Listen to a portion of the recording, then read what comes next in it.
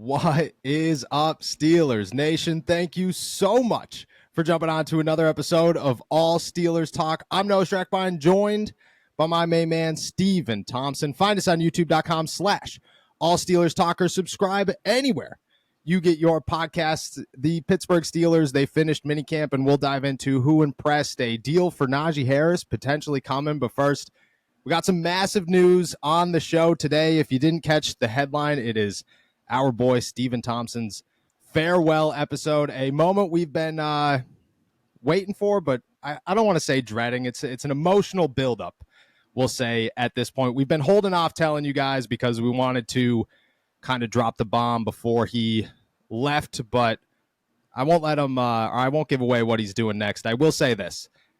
I'm going to be an emotional weekend. It's going to be an emotional weekend. Steven's off to do some bigger and better things, and I'm very, very excited for it. I will say one thing, and then I'll give you the seed here. You had some massive shoes to fill, and I think everybody who watches this show knows that you had some massive shoes to fill. And I still remember the first time we talked, and I said, hey, the goal is for you to go off and do bigger and better things and get to where you wanted to be. I could say leaving here today, I didn't have 100% optimism or 100% guarantee that you were going to fill those shoes. Those shoes are 100 times bigger than they were when you got here for the next person to fill. And I'm very proud, excited, and honored, very honored to be part of you through this journey and to see what comes next. And I've been holding that in for a couple of days. So I'm very grateful for you, man. And I'm very grateful for our time together. So I'll give you the floor on that. Yeah, I really appreciate that. And I appreciate everything that you and this organization has given me. This was the only job offer I got coming out of school. I was a little, directionless going into April of my senior year.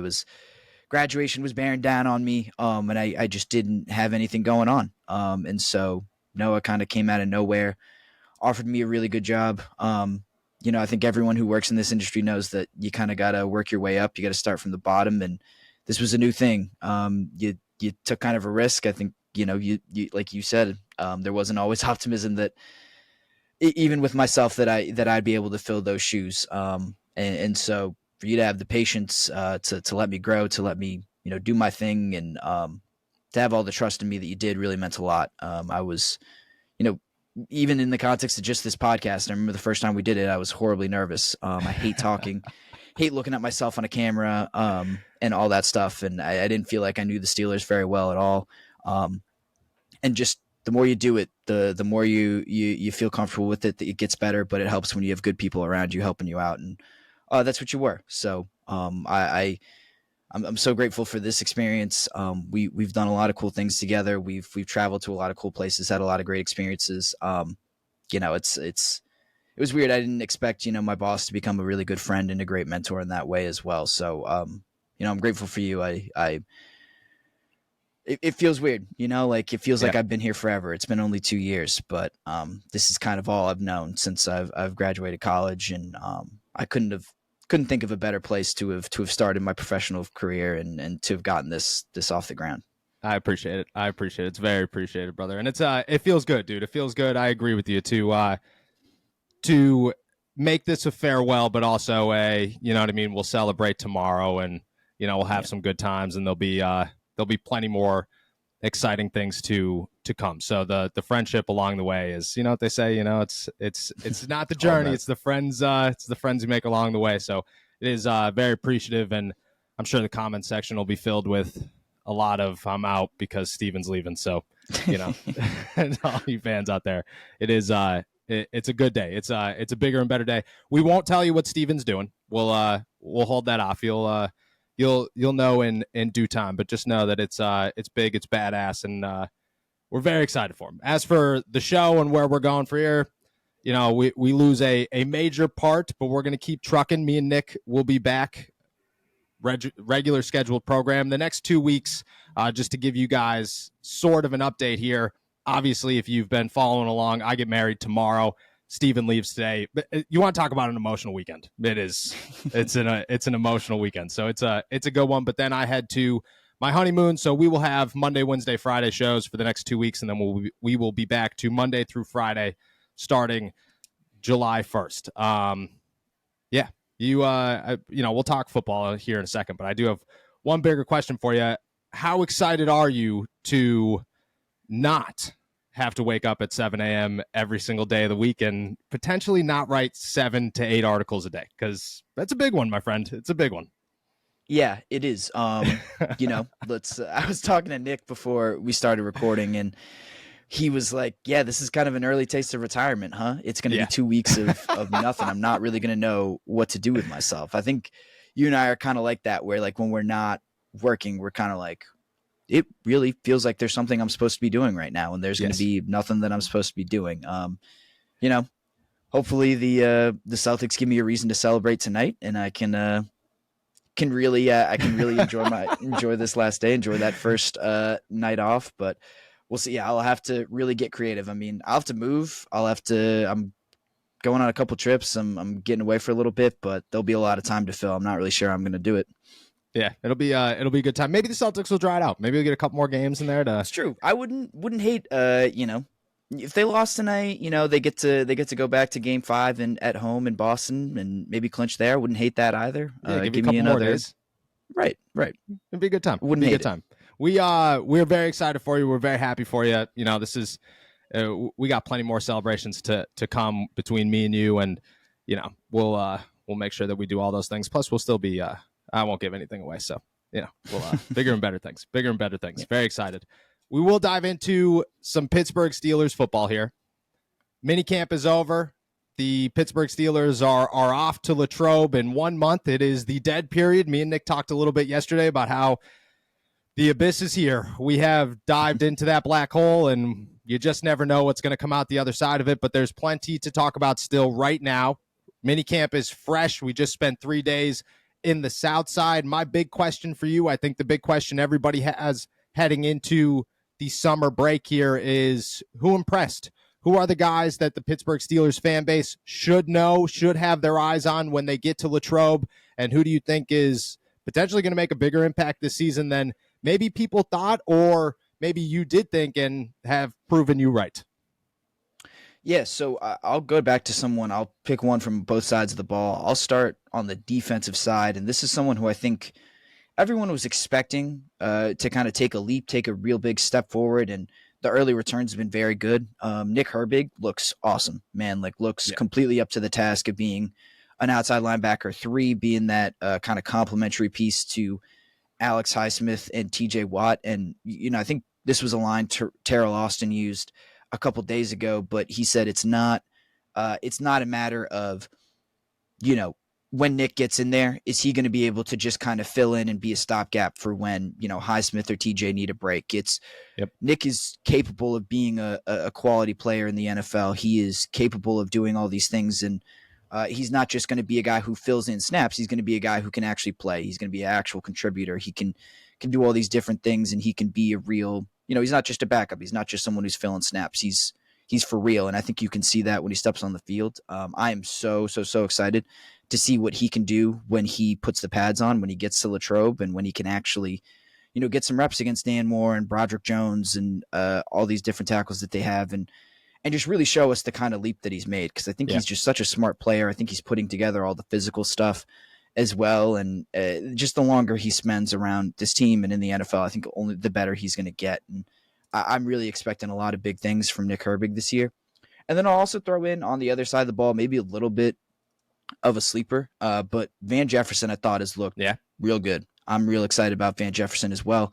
If I had to pick, quote unquote wide receiver 2 out of the group that we've seen so far, I think Van would probably be my leader right now. He's done some good things at kind of all levels of the field, taking some short passes for extra yardage, catching those contested balls in the intermediate, and then also kind of showing off some deep threat ability. So I think that Van looks really good, looks really solid. He's a veteran. He's a sharp route runner. He's got some size. I really like what Van Jefferson has brung, and I think he's part of the reason why I'm a little bit more optimistic about that wide receiver group than I was when, OTA started and minicamp started for sure. Yeah, I agree. And the Nick Herbig thing, to start there, I was saying yesterday, and me and you have said it a number of times during the last 3 weeks is Troy Fautanu just real bad, or is Nick Herbig just ridiculous? Right. Like that's how it looks from time to time. Is you're just like, wow, that's great. And he's doing TJ Watt things. You know what I mean? Like he's throwing guys into the backfield. Like me and you were standing there. I used this example yesterday. I'll use it again for those of you who didn't catch it. Like 2 days ago, I think it was Wednesday. Ref throws a flag on TJ Watt. TJ was not happy that a flag got thrown on TJ Watt. He did not agree with that flag. Threw Broderick Jones 8 yards into the backfield. Was just like, you're a child to me. This is abuse. And that's where I think Nick Herbig is headed. Like he's making those plays where you watch them and go, wow, that was just so unfair. Nobody else had a shot on that play except for he's making Justin Fields run all over the place. He does look good. I'm excited when pads come on to see if that continues, but you could kind of just see the year 2 jump with this kid, and it's headed in the right direction for sure. And I think that, man, we talked about linebackers 4s, and you still need a linebacker 4 if you're the Pittsburgh Steelers, but you didn't need a Bud Dupree. You don't need a Marcus Golden, because you just need somebody who's going to come behind those guys and play a much smaller role. Maybe that's a Jeremiah Moon, and they feel comfortable with that. But Herbig is your linebacker 3, and he certainly deserves it because he is on a fast track to a very big role within this defense. And then when it comes to Van Jefferson, I agree. I think that, one of my guys will be Calvin Austin. But I think those 2 wide receivers have looked the most impressive during OTAs and minicamp. They are just having great days out there constantly. And Van Jefferson looks better. And I don't remember who said it. Maybe it was Arthur Smith who dropped it. Maybe it was Mike Tomlin who dropped it. Maybe it was Van Jefferson himself. I don't know. But I remember at one point somebody said, sometimes with a veteran, if he just goes to a new team, things click better. And I think that could be the case with Van Jefferson. Is he comes to the Pittsburgh Steelers, he has a bigger role, he has a better opportunity, and he has the right pieces around him, and maybe just the offense works better for what he's able to do. So I do have big hopes for Van Jefferson. One of my guys is Calvin Austin. I think Calvin Austin has looked very sharp. He looks a little bit bigger, which is great. His speed is still very much so there. He looks much more fluid. He looks like he took that year 2 to year 3, but really that year 1 to year 2 jump. And he's ready to make some noise. He feels like a veteran. He feels more locked in. He's been working with guys like Deontay Johnson and George Pickens and their wide receivers coach over the offseason, and I think that's helped tremendously. Let me ask this question before I give my second guy here. Do you think that Calvin Austin can be a wide receiver 2, or do you think that his limitations and size kind of hold him back to just a wide receiver 3? Yeah, I really hate to. I wouldn't want to put a lid on what Calvin can do or on his potential, because I think, like you said, he's grown so much just from like you said, basically year 1 to year 2. So that I don't want to put a cap on it, but it does kind of, I don't know. My gut says like that, at least for right now. I'd have a hard time believing that he can be a true wide receiver 2 for the Steelers, especially like a wide receiver 2 on a team that's really successful and winning.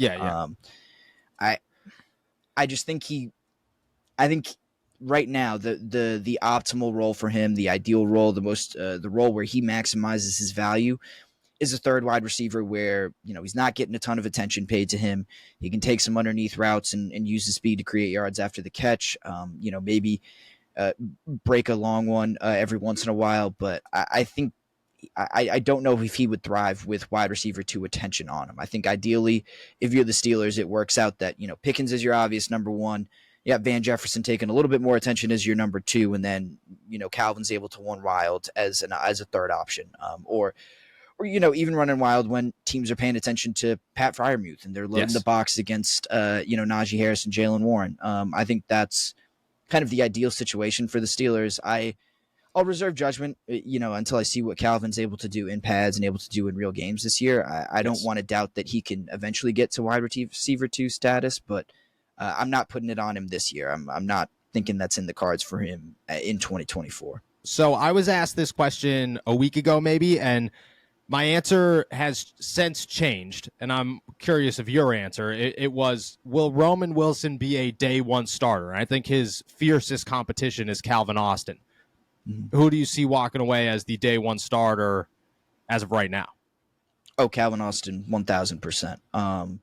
like I said, Calvin's been really good. And this is not taking anything away from him, but I think Roman is a little bit more of a work in progress than I certainly anticipated, and I think many others anticipated.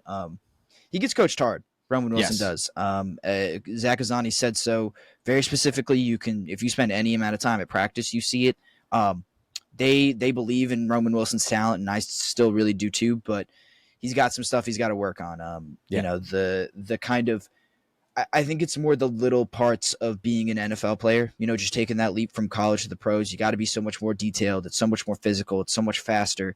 And I think Roman's still kind of catching up to that speed and the physicality and everything like that. So I believe in Roman. I think Roman's a good player, and I think he's going to be a good player in the Steelers for a while, but he's got some work to do. He's got a ways to go. Calvin, a lot closer to being ready for that role, right? Being ready to be a week one starter than Roman Wilson is at this point. Yeah, I agree.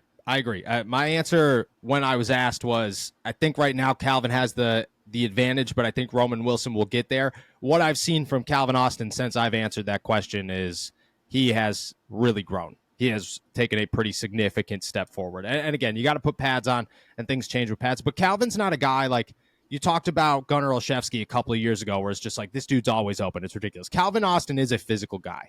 He's a guy that has made this work in the past. He's not afraid of contact. He gets open. He plays much bigger than he actually is. That's never been an issue for Calvin Austin. It's more so just developing and adjusting to the speed of the NFL, and I think he's getting there. And I think he's very close to being there. And Roman Wilson has the potential. You see it, but you also see that he's a third-round rookie and plays like a third-round rookie. And you know, it'll come. You know, I think he had too high of expectations coming into OTAs and minicamp, but where we stand right now, the Steelers wide receiver core is actually much better than we thought it was, and because of that, Calvin Austin is going to be a significant piece to the puzzle. So my answer has definitely changed. My other guy is Jaylen Warren.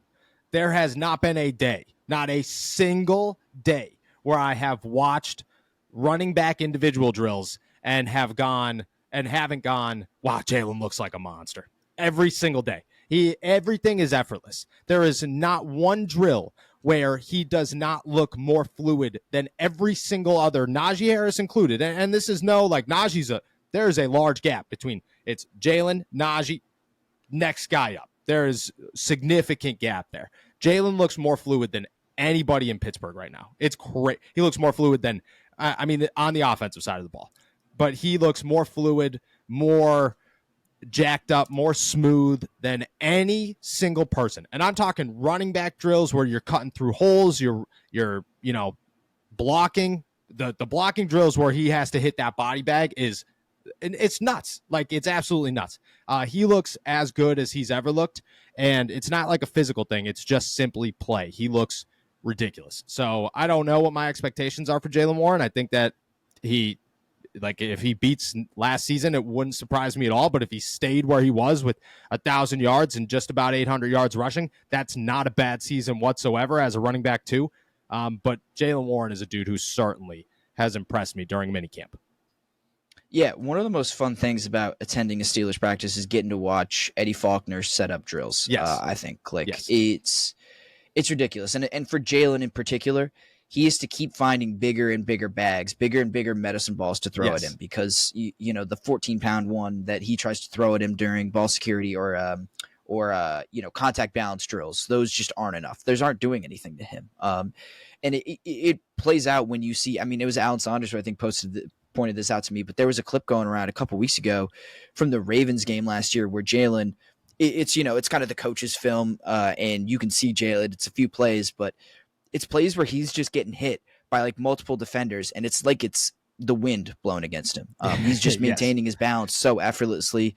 He's maintaining his speed and his acceleration so effortlessly, and you can see that, kind of paying off through these drills. Jaylen, I agree. He looks as strong as he ever has. I think the fact that he's been involved in the offense but hasn't had to be a workhorse like Najee was, particularly during his first 2 years, has been huge for him.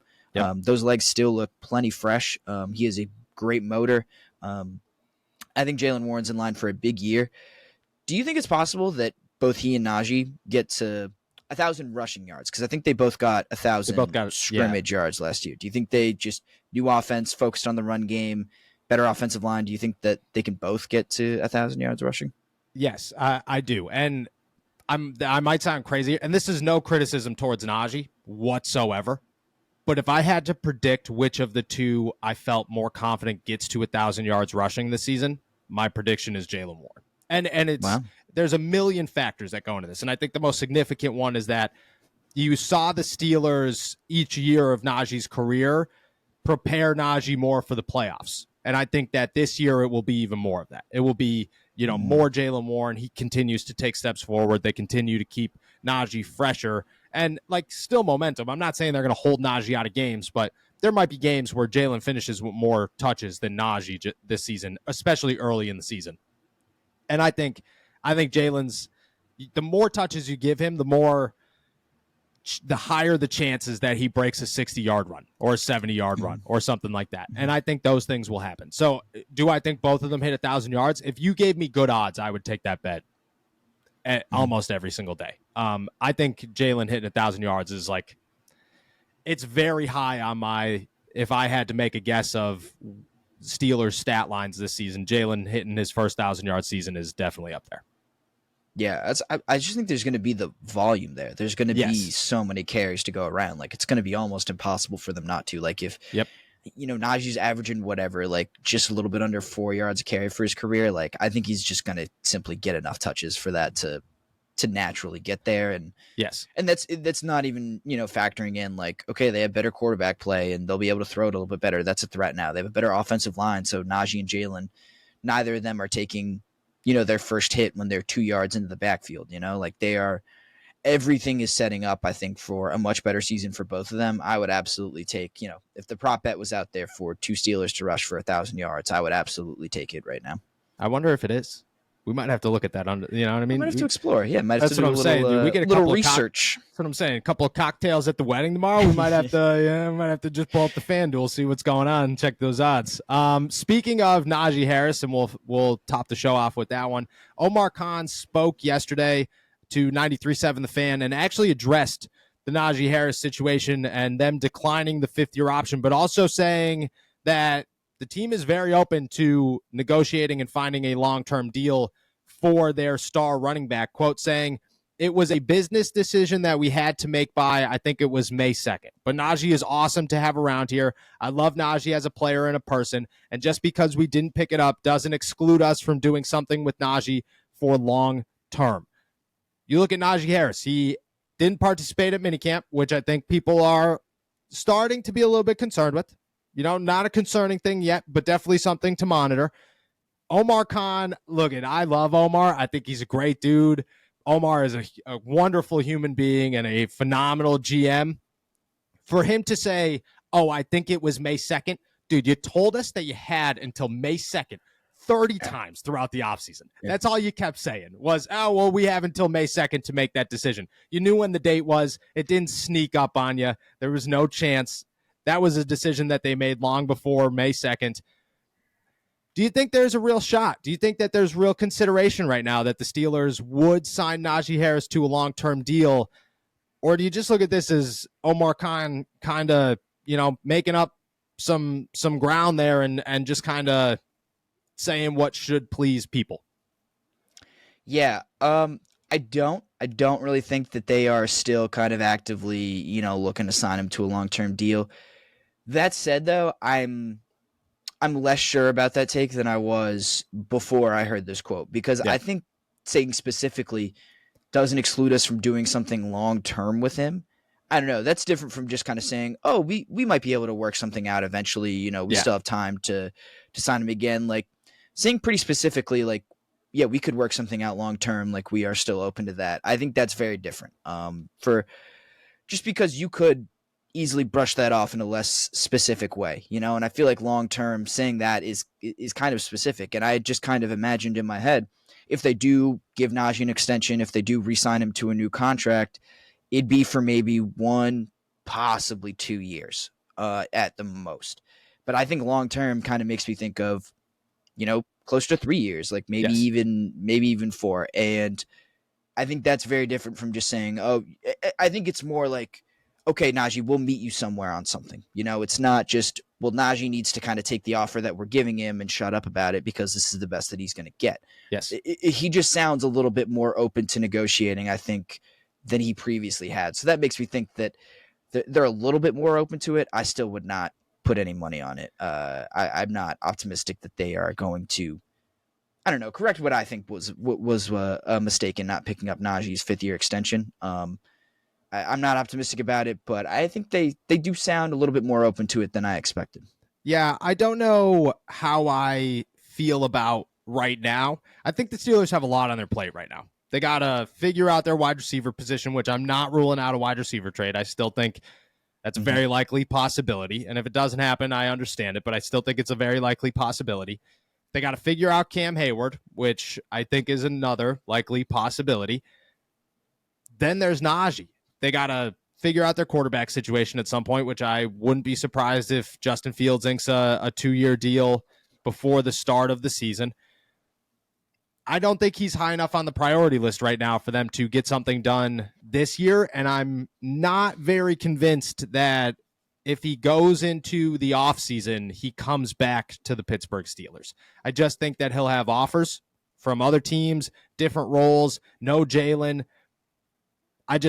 Maybe better weather, maybe a better offense as a whole. It's not like the Steelers have given him much over the last 3 years, and I get it. This year will be different, but still, 1-3 ratio is not great. And I think that'll weigh on Najee when it comes to his decision-making next offseason. I don't think that it really works out for the Pittsburgh Steelers or in the Pittsburgh Steelers' favor for them to ink him next offseason, and I don't think it's going to happen this offseason. I get what you're saying with and I agree with you with the way that he worded it definitely made it sound like the Steelers are certainly thinking about things. I just don't know if they'll get to that point in the checklist before the start of the season, or if they could at least begin that part of the checklist. I don't think they'll get deep enough into those contract negotiations by the time the season starts for something to get done. And that's where I'm less optimistic and more pessimistic that it will go down. But I do think that it might be on their checklist for sure. Right. And I think also, I saw this just this morning, but the Patriots in the middle of negotiating a new deal for Ramondre Stevenson, and that's going to really... There it is. Like, they're waiting for... I think they're going to wait. The Steelers, Najee, both camps are going to kind of wait to see what comes out of that. Because, again, it's all just... Someone's got to set a market price. And I know, I think Najee's better than Ramondre Stevenson as much as I love him. So I think Najee's going to kind of base his number off of that, and the Steelers are going to have their number. It's going to take a little bit, and like you said, they're not going to. I don't know if they're going to get deep enough into negotiations to really make something happen before the start of the season. They're not going to negotiate during the season, and if you're Najee, I feel like there's not a huge upside to doing this quicker. I think that only loses you money. And this is such an important negotiation, such an important inflection point in his career that you got to maximize every cent that you can get out of this next deal. So I think that's going to inform Najee's decision more than anything else. I don't think there's kind of a sentimental tie to the Steelers at all for Najee, quite honestly. I think this is a very business-centered relationship for both sides. So yes. I think every time you think about what Najee's going to do or what he's not going to do, just think about what you think might get him the most money, because I think that's all he's able to think about right now. Yeah, and he has to think that way. He's a running back. His career is shorter than any other position. He's got to do what he's got to do, and he's got to make the most money and maximize his value as quickly as he can. I don't judge him. He's a first-round pick who's going to make less than almost everybody else in his draft class. So, or his first-round draft class. That's the reality of it. And he is definitely better than Ramondre Stevenson, but he's not in the market of Josh Jacobs and Saquon Barkley. And that's why I agree with you. Ramondre Stevenson's deal sets a bar, and Najee's going to be above that bar. But if Stevenson comes away with one wild contract, the Steelers are immediately out. They're okay. We're good. Yeah, that's it. And if it's a extremely low ball deal, I think it works the same way, where it's the Steelers are pushing, and Najee's going, I'm going to wait it out. I'm going to wait a year because right now the market is not where I want it to be. Let's wait until next season and spark it there. Either way, I don't think a deal's coming for Najee this offseason. Maybe, depending on, maybe Ramondre Stevenson's deal is perfect. just right in the middle, and they could work from there. But I just don't see it as a high priority on the Steelers list. And that'll lead us into, next offseason, and it'll be a storyline to watch. But we get to do it all over again. Yeah, I was going to say, it just never ends. Well, I mean, I won't do it all over again. I'll do it all over again. I'll do it all over again. But yeah, well, it's a wait and see thing, but I wouldn't get optimistic if I was a Pittsburgh Steelers fan hoping that Najee Harris is here long term and that contract gets done this summer. With that said, we are going to head out of here for the last time of the Stephen Thompson era of All Steelers Talk. Make sure to go subscribe to us, and thank you once again for jumping on to another episode of All Steelers Talk. Find us on youtube.com/All Steelers Talk. Check us out anywhere you get your podcasts, and go find all of our work at si.com/NFL/Steelers. Steven's got a good piece coming out tomorrow morning, a final farewell, so make sure that you check that out. Me and Nick will be back on Monday. Remember, next week it is Monday, Wednesday, Friday for the next 2 weeks, and then we'll get back to regular scheduled Monday through Friday come July 1st. Enjoy another beautiful weekend in the Berg. Peace.